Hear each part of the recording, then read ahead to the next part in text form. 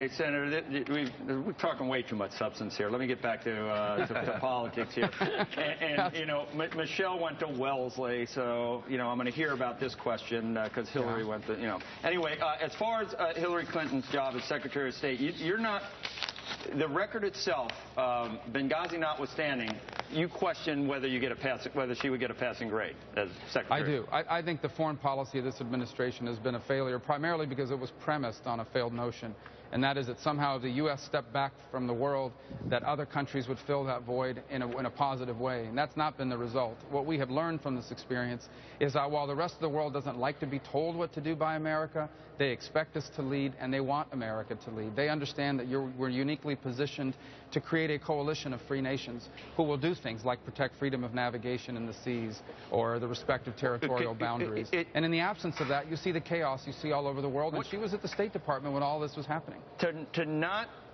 For Republicans to avoid snatching defeat from the jaws of victory in 2014 in this election coming up, what do you do with these hearings? Go full bore? You tread lightly? How do you handle that? What do you do with Lois Lerner? Right? Well, I expect it'll be run in a very professional way. I think this is a fact-finding operation. It shouldn't be theater. I don't think that's what they intend to do. If you see the people they've appointed to it, these are serious thinkers and workers. These are not necessarily showboats that are doing it for television exposure. Look, here's what we know for a fact. We know two things. First, we know that there was a long history of credible reporting that the situation in Benghazi was very dangerous. We know that the Red Cross and the British and others had left Benghazi because they felt they couldn't protect their personnel. The U.S. decided to stay. That's a questionable decision. Assuming you stay, you have to put in place significant security resources to protect your people and to extract them. We did neither. Who is responsible for that? Who is going to be held accountable for that mistake? Because so far, nobody has been.